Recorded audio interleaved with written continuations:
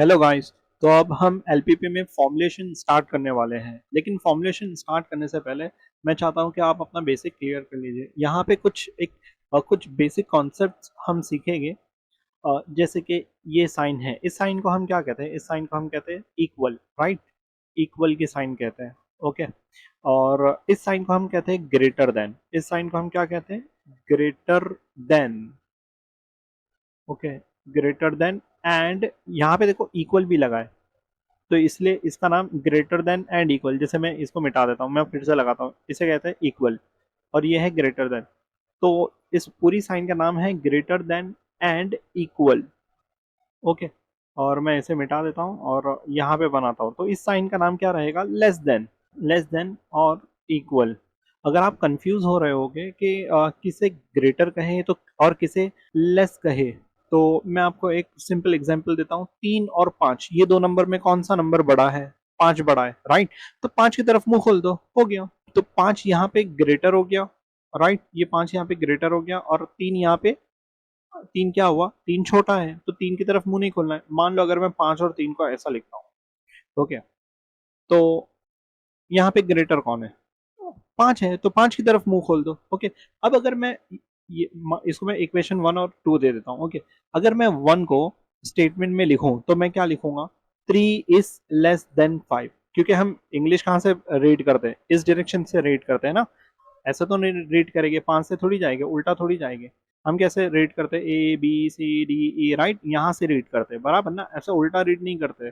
अब अगर मैं इसे रीड करूँ तो मैं यही बोलूंगा कि 3 is less than। तो देखो नाम आया लेस देन।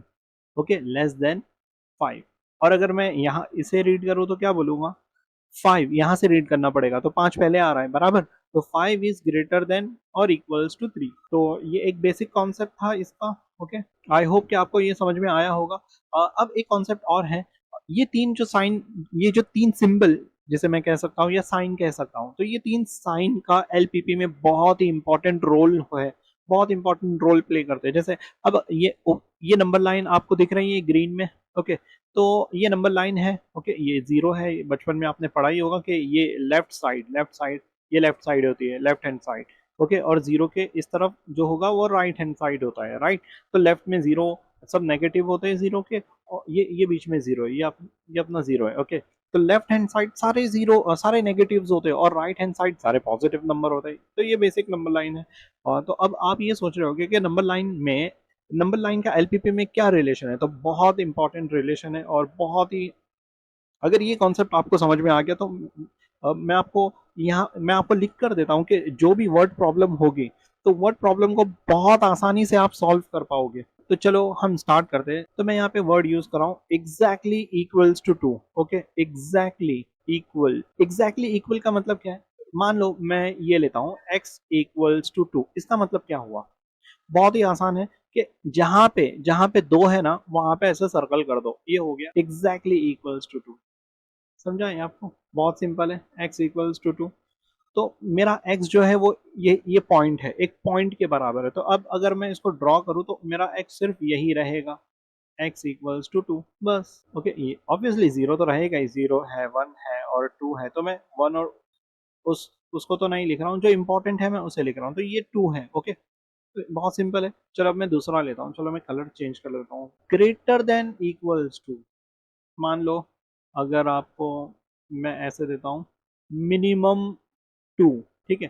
तो अच्छा, जो एलपीपी है, एलपीपी में हम नेगेटिव नंबर को काउंट नहीं करेंगे। ओके। हम नेगेटिव नंबर को काउंट नहीं करेंगे, तो इसे मैंने इसे लिखा तो है, लेकिन हम इसे यूज नहीं करेंगे। ओके।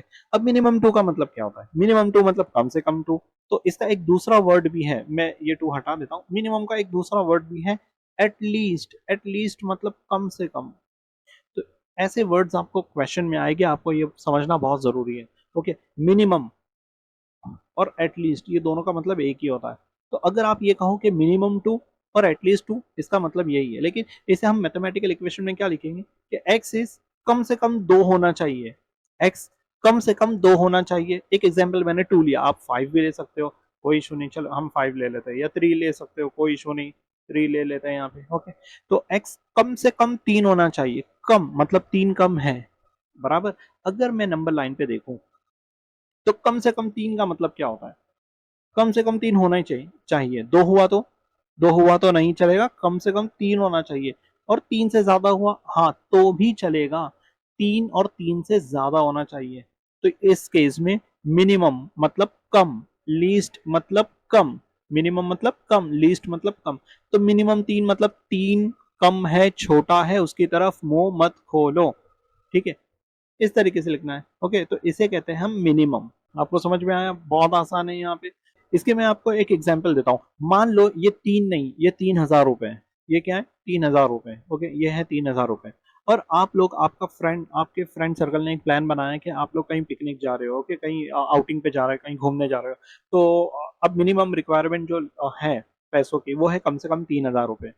ओके, मतलब हर पर हेड, हर एक के ऊपर कम से कम 3,000 रुपए आएंगे। अब जो जितना ज्यादा लेके आ सकता है तो वो ज्यादा खर्चा करेगा, लेकिन कम से कम 3,000 रुपए की रिक्वायरमेंट है। ओके, तो 3,000 रुपए हर बंदे को लेकर आना है, बराबर। लेकिन अगर कोई 3,000 से कम लाया तो चलेगा? नहीं चलेगा, राइट। तो उसको कम से कम 3,000 लाना है। इसको 3,000 पकड़ लेते हैं। ओके, सपोज ये सब हजारों में है। ओके, ये 1000 में है। ओके, तो थोड़ी देर के लिए कंसिडर कर लो कि ये 1000 में है। ओके, तो आ, अगर कोई सिर्फ 2,000 लाएगा तो चलेगा? नहीं, क्योंकि मिनिमम कम से कम तो 3,000 लगने वाले हैं। 3,000 के ऊपर लाए तो चलेगा, और क्या चलेगा? क्या दौड़ेगा 3,000 के ऊपर? लेकिन कम से 2,000 अगर कोई लेकर आता है तो उसको कम पड़ जाएंगे ना पैसे। ओके, तो कम से कम का मतलब ये होता है कि ये कम है, तुमको इससे ज्यादा लाना है तो इसकी तरफ मुंह नहीं खोलना है। आई होप कि आपको ये समझा है। ओके, तो चलिए मैं आपको थर्ड एग्जांपल देता हूँ। एट मैक्सिमम, मैक्सिमम 2, और मैक्सिमम का दूसरा नाम है एट मोस्ट। एट मोस्ट अगर मैं यहाँ पे लिख देता हूँ, एट मोस्ट 3 4 लिख देता हूँ। ओके, चलो 4 लेते हैं इस केस में। तो एट मोस्ट का मतलब क्या है? मैं एक्स और 4 ऐसे लिखता हूँ। एट मोस्ट का मतलब क्या है? मैक्सिमम, मैक्सिमम का मतलब क्या है? ज्यादा से ज्यादा। एट मोस्ट का मतलब भी वही है, ज्यादा से ज्यादा। तो ज्यादा से ज्यादा का मतलब क्या है? अगर मैं नंबर लाइन में देखूं, 4 से ज्यादा लूंगा 5 तो चलेगा? नहीं चलेगा, क्योंकि ज्यादा से ज्यादा 4 ही होना चाहिए। 4 से कम रहा तो चलेगा। मैक्सिमम का मतलब ही यही होता है ना, कि मैक्सिमम इतना होना चाहिए, उसके ऊपर नहीं चलेगा। तो 4 के ऊपर नहीं चलेगा, मतलब 4 ज्यादा है, 4 मैक्सिमम है, 4 मोस्ट है। इसका मतलब 4 की तरफ मुंह खुलेगा। आई होप कि ये कॉन्सेप्ट आपको बहुत अच्छे से समझ में आ गया होगा, क्योंकि इसमें एलपीपी में जो प्रॉब्लम्स है, स्पेशली जो वर्ड प्रॉब्लम है, तो वर्ड प्रॉब्लम में आपको ये टर्म्स समझना बहुत जरूरी है कि मिनिमम किसे कहते हैं, मैक्सिमम किसे कहते हैं, एटलीस्ट क्या होता है, एट मोस्ट क्या होता है, एग्जैक्टली इक्वल क्या होता है। गाइस, तो अब हम यहाँ पर हमारा फर्स्ट क्वेश्चन स्टार्ट करने वाले हैं। ओके, इस केस में सिर्फ हम इस क्वेश्चन में, और जितने भी आगे क्वेश्चंस आएंगे तो हम सिर्फ फॉर्मुलेट करेंगे। तो ये सीरीज जो रहेगी, ये क्वेश्चन आंसर्स जो रहेंगे, वो सिर्फ फॉर्मुलेशन पे बेस्ड रहेंगे। हमें पहले फॉर्मुलेट करना सीखना है। ओके, तो सबसे पहले हम क्वेश्चन को रीड करते हैं। फॉर्मुलेशन करने के लिए मैं आपको एक बेसिक रूल आपको बता देता हूँ कि हमें कुछ इस तरीके का टेबल बनाना है। मैं साइड में बना देता हूँ ताकि आपको बहुत ही आसानी से समझ में आ जाए। यहाँ पे कुछ वेरिएबल्स आएंगे, अल्फाबेट्स आएगा, जैसे ए बी सी, कुछ एंट्रीज आएगी। उसी तरीके से यहाँ पर भी कुछ एंट्रीज आएगी, जैसे F1 ले लो, F2 ले लो। अब यहाँ पे कितनी भी एंट्रीज आ सकती है, मैंने 3 लिखा है, ए बी सी। जरूरी नहीं 3, 4 भी हो सकती है, एक भी हो सकती है। उसी तरीके से इसे हम कहते हैं रो।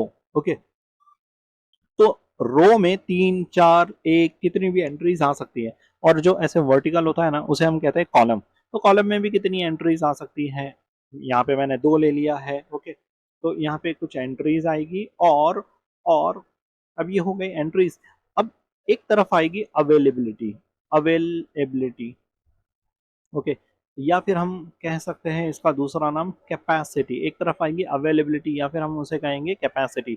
अगर एक तरफ अवेलेबिलिटी या कैपेसिटी आ रही है तो दूसरी तरफ आएगा हमारा ऑब्जेक्टिव फंक्शन, जिसे हम z से डिनोट करते हैं। दूसरी तरफ आएगा हमारा क्या? ऑब्जेक्टिव फंक्शन, जिसे हम z से डिनोट करते हैं। Okay, simple. और ये इस तरीके से भी हो सकता है। मान लो अगर z यहाँ पे आता है। ओके, ये डिपेंड करता है क्वेश्चन पे। हम क्वेश्चन जिस तरीके से पढ़ेंगे, क्वेश्चन पढ़ने के बाद हमें ये समझ में आएगा कि हमें z कहाँ पे लेना है। और किस चीज को कहाँ पे लेना है। ओके, हम ऐसे भी कर सकते हैं कि z इधर आ गया और ऑब्जेक्टिव, और z इधर आ गया और अवेलेबिलिटी और कैपेसिटी, अवेलेबिलिटी या फिर उसका दूसरा नाम क्या है, कैपेसिटी, कैपेसिटी यहाँ पे ये डिपेंड करता है क्वेश्चन पे। ओके, ये डिपेंड करता है क्वेश्चन पे। ओके, तो यहाँ पे z आएगा, यहाँ पे अवेलेबिलिटी आएगी या कैपेसिटी आएगी, या फिर ऑल्टरनेटिवली इधर अवेलेबिलिटी या कैपेसिटी आ जाएगी और इधर z आ जाएगा। ओके, ये आपको समझ में आ गया होगा। अब ये टेबल के अंदर क्या आएगा, इस टेबल में आएगा पर यूनिट का प्राइस। ओके, प्राइस जरूरी नहीं, प्राइस पर यूनिट की वैल्यू। ओके, पर यूनिट जो भी रहेगा, पर यूनिट मतलब एक का भाव रहेगा। ओके, तो ये एक बेसिक स्ट्रक्चर था। अब हम देखेंगे कि क्या ये क्या चीज है ABC, ये किस चिड़िया का नाम है। ओके, हम सबसे पहले क्वेश्चन रीड करते हैं। तो मैं सबसे पहले क्या करता हूँ, मैं सबसे पहले कलर चेंज कर लेता हूँ। ओके, ताकि आप लोगों को ज्यादा अच्छे से समझ में आ जाए। ओके, और कलर चेंज करने के बाद मैं, मुझे पता है कि मैं इसे क्या करने जा रहा हूँ, फॉर्म्यूलेट करने जा रहा हूँ। तो जब मैं फॉर्म्यूलेट करूंगा तो मैं इस तरीके की कुछ लाइन खींच लूंगा। ओके, मैं इस तरीके की कुछ लाइन खींच लूंगा। ओके, मुझे पता नहीं कि यहाँ पे कितने वेरिएबल्स आएंगे, कितने नंबर्स आएंगे, कितनी एंट्रीज आएगी, कितनी भी आ सकती है। तो मैं फिलहाल के लिए ये वाली लाइन नहीं खींच रहा हूँ। हो सकता है कि सिर्फ 2 ही आ जाए, और मैं अगर यहाँ पे लाइन खींच दूँ तो ये तो बहुत बड़ी स्पेस हो जाएगी, तो मैं इसे मिटा देता हूँ। इस तरीके से सबसे पहले टेबल बना लेना है। अब क्वेश्चन पढ़ना है और हमें एंट्रीज को ढूंढना है। ओके, मैं क्वेश्चन रीड करता हूँ। A factory manufactures 2 products A and B। तो देखो यहाँ से समझ में आ गया कि 2 प्रोडक्ट है, वो मैन्युफैक्चर हो रहे हैं। तो मैं यहाँ पे लिख देता हूँ A और B। आप कहीं पर भी लिख सकते हो, ऐसे कोई जरूरी नहीं, आप यहाँ पर भी लिख सकते हो। हम दोनों वे से इस प्रॉब्लम को सॉल्व करेंगे ताकि आपको कोई जरा भी परेशानी ना हो। ओके, हमने रो में ही क्यों लिखा, कॉलम में क्यों नहीं लिखा, तो हम उसे भी सॉल्व करेंगे। ओके, तो a factory manufactures 2 products A and B to manufacture 1 unit of C, 1 unit यहाँ पे आया, 1 यूनिट, एक unit. To manufacture 1 unit of A इतना मशीन आवर्स चाहिए and 2.5 labour hours are required. तो अब यहाँ पे हमें क्या समझ में आया, एक और एंट्री एंट्री यहाँ पे मिली है, मशीन आवर्स। मशीन आवर्स मतलब मशीन के घंटे, है ना, कितने घंटे मशीन काम कर रही है, और लेबर आवर्स, लेबर आवर्स।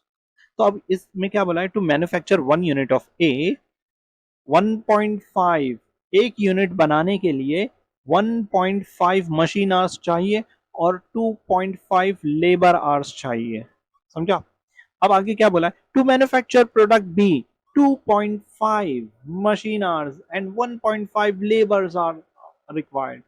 अब बी के लिए 2.5 मशीन आवर्स और लेबर आवर कितना चाहिए, 1.5 लेबर आवर्स आर रिक्वायर्ड। ये हो गया। तो यहाँ से आपको कुछ थोड़ा बहुत तो एक आइडिया मिल रहा होगा कि हमें वेरिएबल्स भी मिल गए, मतलब जो एंट्रीज होती है रो और कॉलम में जो एंट्रीज होती है हमें वो भी मिल गई, और अंदर यूनिट, पर यूनिट की वैल्यू भी मिल गई है। पर यूनिट मतलब यूनिट ए के लिए, एक यूनिट के लिए इतना मशीन आवर्स चाहिए, इतना लेबर आवर्स चाहिए। ओके, तो यहाँ पे एक यूनिट की वैल्यू हमने लिख दी है। अब आगे क्या दिया है, इन इन अ मंथ 300 मशीन आवर्स और 240 लेबर आवर्स आर अवेलेबल। अब यहाँ पे देखो अवेलेबल, यहाँ पे देखो अवेलेबिलिटी आ गई। तो अब मैं डायरेक्टली ऐसे लाइन खींच देता हूँ। ओके, मैं कुछ इस तरीके की लाइन खींच देता हूँ। अब अवेलेबिलिटी कहाँ पे लिखना है, यहाँ पे लिखना है या यहाँ पे लिखना है। तो सबसे पहले मैं कलर चेंज कर लेता हूँ ताकि आपको बहुत अच्छे से इसको समझ में आ जाए। ओके, तो यहाँ पे लिखा है कि in a month 300 machine hours, total मतलब 300, एक महीने में 300 मशीन आवर्स अवेलेबल है और 240 लेबर आर अवेलेबल है। तो अवेलेबिलिटी कहाँ पे आएगी, मशीन आर के सामने। मशीन आर यहाँ पर है, बराबर, मशीन आर कहाँ पर है, ये है मशीन आर। तो मैं यहाँ पे थोड़ी ना लिखूंगा वैल्यू, ये तो ए के सामने वैल्यू हो जाएगी। मुझे इसकी जो वैल्यू लिखना है वो मशीन आर के सामने लिखना है। तो मशीन आर के सामने मैं लिखूंगा 300, और उसी मंथ में 240 लेबर आवर्स चाहिए। तो लेबर आवर्स कितना है, 240। तो मैं यहाँ पे लिखूंगा 240 लेबर आवर्स आर अवेलेबल। अब यहाँ पे थोड़ा दिमाग लगाओ, मशीन आवर्स, अगर कोई मशीन एक घंटे में, अगर एक दिन में सिर्फ 12 घंटे काम कर सकती है या 10 घंटे काम कर सकती है, तो क्या आप उससे 11 घंटे काम करवा सकते हो, नहीं। 10 घंटे काम करने के बाद उसे रेस्ट देना पड़ेगा, या तो वो बंद हो जाएगी या तो काम नहीं करेगी, जो भी एक्स वाइज है, आप उससे एक्स्ट्रा काम नहीं करवा पाओगे। ओके, तो ये उसकी मैक्सिमम अवेलेबिलिटी है, इससे ज्यादा वो काम नहीं कर पाएगी। ओके, अब उसी तरीके से यहाँ पे लेबर्स का भी ऐसे ही होता है कि वो सुबह में 9 o'clock को या 8 o'clock को जो भी उनका टाइमिंग है वो आएंगे, और एक दिन में जितना उनको 7 घंटे काम करना है, 7.5 घंटा जो भी वो काम करो, जैसे आपका एग्रीमेंट हुआ है, उसके ऊपर वो अवेलेबल नहीं रहेगी। राइट, तो उसके ऊपर अवेलेबल उनकी उनकी जो आर है, लेबर आर, जो उनके काम करने का टाइम है, वो लिमिटेड है, वो अनलिमिटेड नहीं है। ओके, तो यहाँ पे मैं आपको ये बताना चाह रहा हूँ कि in a month 300 machine hours ही अवेलेबल है। एक मतलब वो मशीन पूरे मंथ में सिर्फ 300 आवर्स ही काम कर सकती है। उसके बाद उसे या तो रिप्लेस कर दो, या उसे अ, उसे रेस्ट दो, या जो भी है उसके साथ जो भी करो, लेकिन यहाँ पे बोलने का मतलब है कि इतना ही अवेलेबल है, इससे ज़्यादा अवेलेबिलिटी यहाँ पर नहीं है। ये कैसे समझ में आया? बहुत ही सिंपल है। जैसे मान लो आप मैं एक नॉर्मल एग्जांपल देता हूँ कि आप रिचार्ज कर लो, आप अपने मोबाइल का रिचार्ज करो। ओके, तो 1 महीने का रिचार्ज है, ठीक है, 30 डेज का जो भी अनलिमिटेड जो भी प्लान मारना है वो प्लान मारो, इंटरनेट ये वो फलाना फलाना अमका ढमका जो आपको प्लान लेना है आप ले लो। ठीक है, अब क्या 1 महीने 30 दिन के बाद 31वें दिन, ओके, 31वें दिन क्या वो प्लान आपका काम करेगा? नहीं, आपको रिचार्ज करना ही पड़ेगा, क्योंकि उसकी मैक्सिमम अवेलेबिलिटी है 30 दिन। 30 दिन के बाद आपका डेटा प्लान समाप्त हो जाएगा, अगर चाहे आप उसे यूज करो या ना करो। ओके, तो उसकी मैक्सिमम अवेलेबिलिटी है 30 दिन। जैसे मैं यहाँ पे लिख देता हूँ, तो क्या 30 से बड़ा है, क्या 30 के ऊपर तुम जा सकते हो? नहीं जा सकते हो। अगर जाना है तो फिर से तुमको नया रिचार्ज करना पड़ेगा। तो मैं यहाँ पे कहूंगा कि 30 ही मैक्सिमम है, इसकी तरफ मुंह खोल दो। मैक्सिमम 30 ही है, 30 दिन ही अवेलेबल है, 30 के ऊपर तुम नहीं जा सकते हो। आई होप कि आपको ये कॉन्सेप्ट समझा है। उसी तरीके से यहाँ पे मशीन आवर्स की अवेलेबिलिटी है 300 आवर्स, इसके ऊपर आप नहीं जा सकते हो, यही मैक्सिमम है। लेबर आवर्स 240 है, यही मैक्सिमम है, ये है अवेलेबिलिटी। यार इसे बोलने ही नहीं आता, अवेलेबिलिटी बोलने ही नहीं आता है मुझे तो। ओके, अवेलेबिलिटी जो भी है, और यहाँ अगर यहाँ पे अवेलेबिलिटी आ गई तो यहाँ पे आएगा जेड, यहाँ पे आएगा जेड, जो कि हमारा होता है प्रॉफिट या कॉस्ट फंक्शन, बराबर, जिसे हम ऑब्जेक्टिव के तौर पे लेते हैं। ओके, तो तो अब क्या होगा? वही होगा जो मंजूर खुदा होगा। ओके, तो हम आगे रीड करते हैं इसे। Profit per unit for a is 50। तो यहाँ पे देखो, ये 50 किसका है? ए का है, तो मुझे ए के सामने लिखना है, तो ए के सामने मैं लिखूंगा प्रॉफिट 50, और बी के सामने लिखूंगा 40। ओके, यहाँ पे कोई वैल्यू नहीं आती है। तो इस तरीके से हमने इस टेबल को बना लिया। अब क्वेश्चन में क्या बोला है? फॉर्म्यूलेट एज एलपीपी। आपको सॉल्व करने नहीं बोला है, आपको बोला है कि सिर्फ इसे फॉर्म्यूलेट करके दे दो, सॉल्व मत करो। ऐसे बोला है कि सॉल्व करो? नहीं। अगर इसे सॉल्व करना होता तो वो क्वेश्चन में इस तरीके से लिखता, formulate as LPP and solve it, या फिर ऐसे सॉल्व करके कुछ वर्ड यूज करना। तो अब हम इसे प्रॉपर फॉर्मुलेट करेंगे। ओके, तो एक बहुत ही सिंपल कॉन्सेप्ट है यहाँ पे। जिस डायरेक्शन में हमारा z बनता है, जिस डायरेक्शन में हमें अपना z प्राप्त होता है, उसी डायरेक्शन में हम सारी इक्वेशंस को लिखेंगे। हमारा z कैसा है? हमारा z कुछ इस डायरेक्शन में हमें प्राप्त हुआ है, इस डायरेक्शन में हमारा z हुआ है, तो मैं सिंपल इसे लिख दूंगा 50x और 40y, दैट्स इट।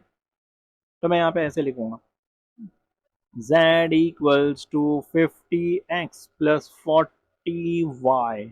ओके, मैंने ऐसा लिख दिया। अब नीचे क्या आता है? नीचे आता है सब्जेक्ट टू, राइट, नीचे क्या आता है? सब्जेक्ट टू, जो कि हमारा कॉन्स्ट्रेंट होता है। तो अगर z ऐसे बन रहा है तो हमारी सारी इक्वेशंस ऐसे ही बनने वाली है। ओके, हमारी सारी इक्वेशंस ऐसे ही बनेगी। तो बहुत ही सिंपल है, यहाँ पे x दे दो, यहाँ पे y दे दो, यहाँ पे x दे दो, यहाँ पे y दे दो, और खेल खलास।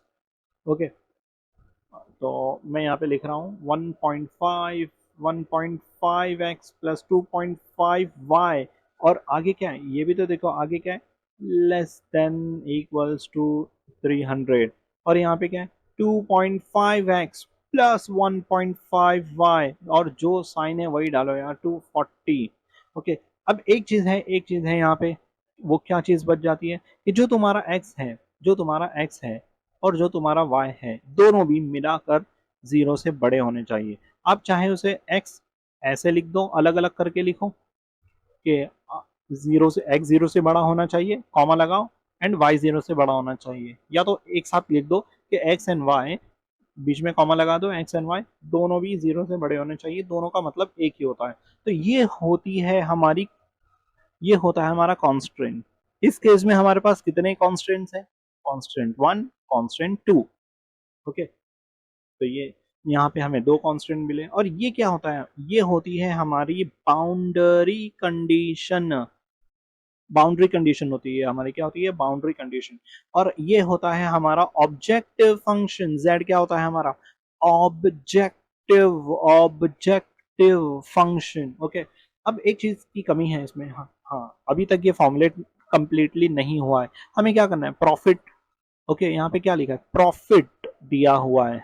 ओके, हमें क्या करना है, फॉर्मुलेट करना है, किसे करना है, प्रॉफिट को। तो जो z हमारा होता है हमें वो चेक करना होता है, क्या z कॉस्ट दिया है, कॉस्ट मतलब खर्चा, प्रॉफिट मतलब फायदा, बराबर। तो z किस में दिया है, profit per unit for a is ₹50। जो z हमारा होता है वो हमेशा या तो प्रॉफिट रहेगा या कॉस्ट रहेगा, मतलब z हमेशा पैसों से रिलेटेड होगा या टाइम से रिलेटेड होगा, लेकिन मोस्ट ऑफ द टाइम तुम्हें पैसों से ही रिलेटेड होगा, या तो तुम्हारा खर्चा होगा या तो तुम्हारा प्रॉफिट होगा, ये है तुम्हारा z। तो इस प्रॉफिट को तुम या तो मैक्सिमाइज करोगे या तो मिनिमाइज करोगे। तो यहाँ पे प्रॉफिट है तो प्रॉफिट को ऑब्वियसली हर कोई मैक्सिमाइज ही करना चाहेगा। तो ये हो गई हमारी फॉर्मुलेशन। ओके, तो इस तरीके से हमने इसे फॉर्मुलेट कर लिया है, maximise z equals to. Formulation में तीन चीजें बहुत इंपॉर्टेंट होती हैं। एक तो ऑब्जेक्टिव फंक्शन जिसे हमको मैक्सिमाइज या मिनिमाइज करना है, जो हमारा z होता है, जो कि प्रॉफिट, कॉस्ट, पैसों से रिलेटेड होता है। उसके बाद जो आती है हमारी इक्वेशंस, जिसे हम कांस्टेंट कहते हैं। हमें यहाँ पे दो इक्वेशन मिली, मतलब दो कांस्टेंट, और तीसरी होती है बाउंड्री कंडीशन। ओके, तो आई होप कि आपको ये बहुत अच्छे से समझ में आया है। गाइस, मान लो अगर सेम क्वेश्चन को हम डिफरेंट टेबल से करते हैं तो किस तरीके से करते हैं, तो मैं इसे मिटा देता हूं, तो मैं इस तरीके से ड्रॉ कर लेता हूं। ओके, अब मैं क्वेश्चन रीड करता हूं। A factory manufactures two products A और बी, तो ए और बी को मैंने यहाँ पे लिख दिया, मुझे समझ में आ गया, दो प्रोडक्ट्स है ए और बी। अब आगे क्या है, to manufacture one unit of A, एक यूनिट मैन्युफैक्चर करने के लिए 1.5 मशीन आवर्स चाहिए और 2.5 लेबर आवर चाहिए। क्या बनाने के लिए, ए को बनाने के लिए। तो ए को बनाने के लिए 1.5 मशीन आवर चाहिए और 2.5 लेबर आवर चाहिए, समझा आपको। और आगे क्या है, to manufacture product B, 2.5 machine hours चाहिए, 1.5 लेबर आवर चाहिए। बी बनाने के लिए, बी का एक यूनिट बनाने के लिए, वही सेम यहाँ पे एक यूनिट ही है, टू मैन्युफैक्चर प्रोडक्ट बी, ठीक है, 2.5 मशीन आवर्स चाहिए। मशीन आवर 2.5 तो मैंने मशीन आवर के अंडर में लिखा है, और 1.5 लेबर आवर चाहिए तो मैंने लेबर आवर के अंदर में लिखा है। अब आगे क्या बोला, in a month 300 machine hours are available. तो मशीन आवर्स की टोटल अवेलेबिलिटी कितनी है, तो यहाँ पे डायरेक्ट अवेलेबल बोला है, मैं अवेलेबिलिटी लिख देता हूँ। 300 मशीन आवर्स अवेलेबल है। क्या 300 से ऊपर जाएगा, नहीं, तो यही सबसे बड़ा है। ओके, और आगे क्या बोला है, 240 लेबर आवर्स अवेलेबल है, 240 लेबर आवर्स आर अवेलेबल, तो इससे ज़्यादा हमें नहीं मिलने वाले। ओके, तो ये हो गया, in a month 300 machine hours and 240 labours are available. यहाँ पे एक्चुअली मैंने इसे दो दो बार लिखा है तो कोई इशू नहीं, इसे मैं मिटा देता हूँ। Profit per unit for a is ₹50। अब यहाँ पे ए का प्रॉफिट कितना दिया है, ए का प्रॉफिट दिया है तो मैं प्रॉफिट जेड में डालूंगा, बराबर। तो ए का प्रॉफिट है 50, मैं ए के सामने लिखूंगा, और बी का प्रॉफिट कितना है 40, मैं बी के सामने लिखूंगा। ओके, तो अब मेरा जेड कैसे बन रहा है। अब ध्यान देने वाली बात तो ये है कि यहाँ पे z कैसे बन रहा है, मेरा z कुछ ऐसे बन रहा है, ऐसे वर्टिकल। तो मैं यहाँ पे लिखूंगा x और y। z होगा z equals to 50x plus 40y, जो कि मैंने ऑलरेडी लिखा है। और अगर z वर्टिकल बन रहा है तो सारी इक्वेशन वर्टिकल बनने वाली है, ये भी इक्वेशन वर्टिकल बनने वाली है। यहाँ पे सिंपल 2.5x 1.5y दोनों को प्लस कर दो, 1.5x plus 2.5y। I hope कि आपको ये बहुत अच्छे से समझ में आ गया होगा।